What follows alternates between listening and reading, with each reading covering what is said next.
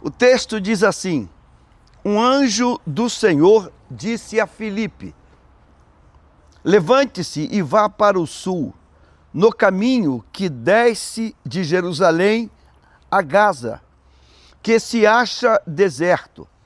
Filipe se levantou e foi.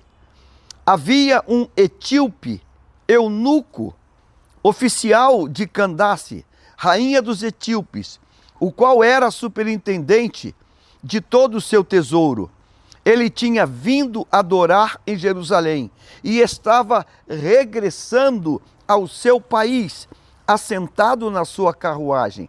Vinha lendo o profeta Isaías. Então o Espírito disse a Filipe: aproxime-se desta carruagem, acompanha. Versículo 30, correndo para lá, Filipe ouviu que o homem estava lendo o profeta Isaías. Esse texto, ele narra a conversão desse ministro das finanças da rainha de Candace, mas eu quero abrir essa lente, abrir esse foco e convidar eu e a nós, para olharmos num plano ainda maior. No capítulo 7, a perseguição se levantou e Estevão fora morto, o primeiro mártir da igreja, primeiro mártir. E a Bíblia diz que foram eleitos 7 diáconos, e um deles era Estevão, que acabou de virar um mártir da igreja, e o segundo diácono que foi levantado naquele grupo de 7 é Filipe. Interessante. A gente hoje está se deixando levar quando a gente olha e vê certas coisas que a gente não entende. O mesmo Deus de Filipe é o mesmo Deus de Estevão. O mesmo Deus. A Bíblia diz que Estevão era um homem cheio de fé e do Espírito Santo. E ele foi levantado ao diaconato, a primeiro grupo de obreiros da igreja primitiva.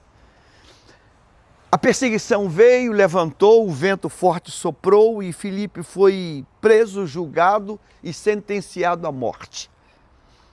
E Deus não mudou aquela sentença. Deus não estancou, Deus não impediu aquilo. E a gente vai dizer: por que Deus não fez isso? Porque não fez, ponto. Ele estava sendo colocado como uma oferta de libação para Deus, como uma semente divina para Deus. O outro colega dele, Filipe, Deus vai usar esse moço de maneira muito maravilhosa. Ele está vivendo um momento lindo na pregação do Evangelho, e Deus vira para ele e disse: olha, levante-se daqui e vá para o sul, que desce de Jerusalém para Gaza. É uma distância longa, é um local, uma outra região. E Deus o tira da pregação, do altar, e o coloca para pegar uma estrada, uma rua e correr em direção a esse destino.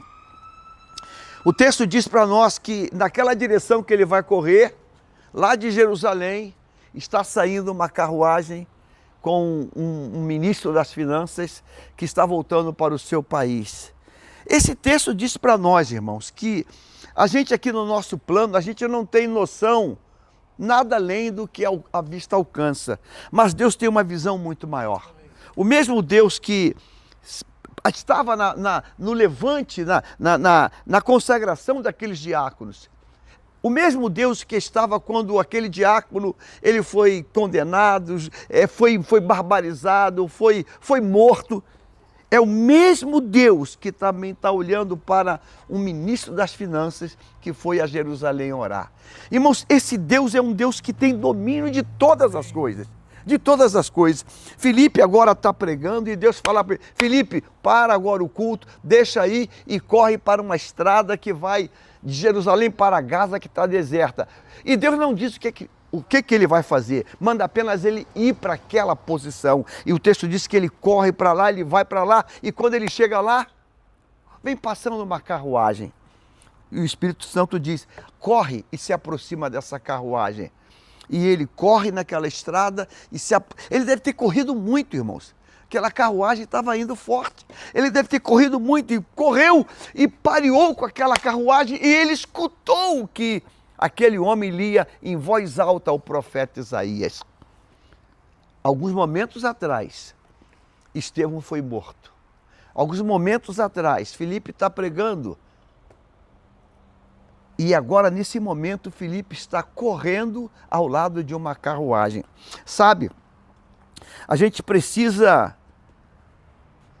conhecer um Deus que não é um Deus cartesiano, não é um Deus 2 mais 2 igual a 4.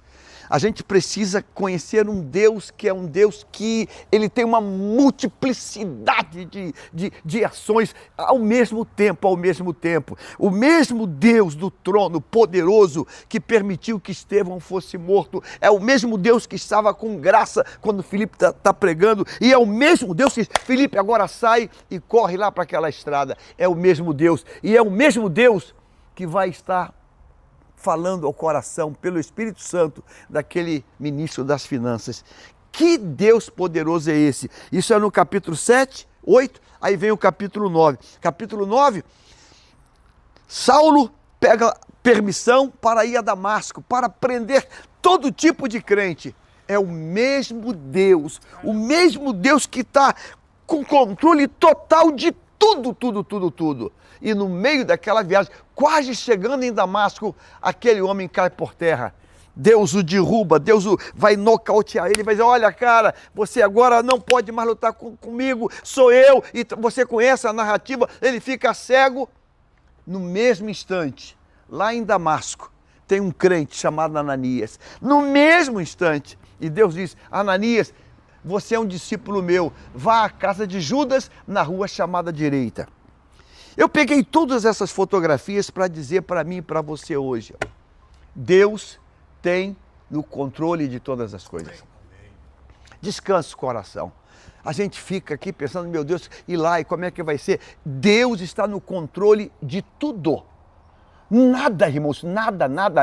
Então é como que Deus estivesse tratando de um assunto agora na Bahia, tratando de um assunto agora no Rio Grande do Sul, tratando de um assunto agora lá em Portugal, lá na Alemanha. Irmãos, Deus está no controle de tudo. Eu disse tudo.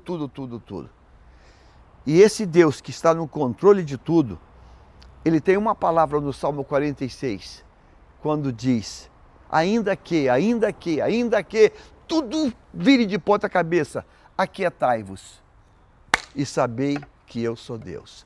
Irmãos, Deus tem um controle. E a gente não pode ficar brigando com Deus.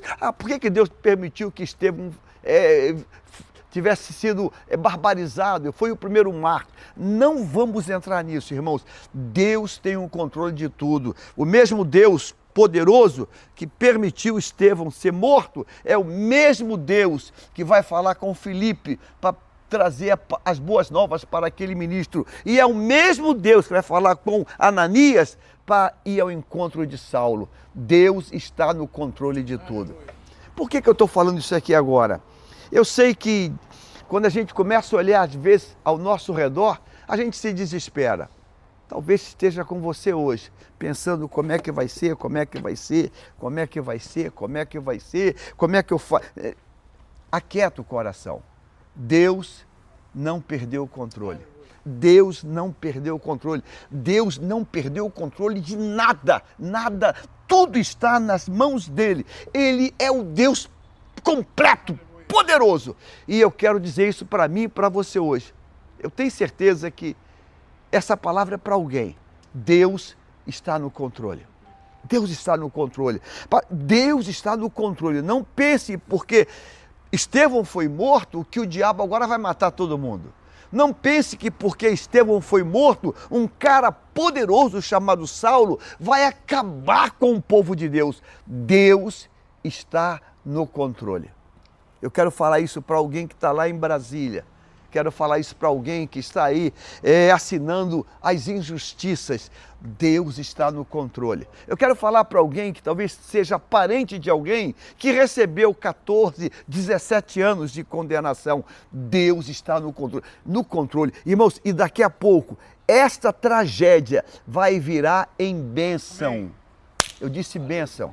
Essa sentença vai virar numa recompensa, numa indenização. Você diz, meu Deus, virou a coisa, a maldição virou bênção. Deus vai mudar esse quadro. Deus está no controle. Deus está no controle. E eu quero que você creia nisso, porque nada foge das mãos de Deus. Nada, nada. É o Deus que olha um Estevão sendo apedrejado, o céu abre e ele diz, o céu está aberto.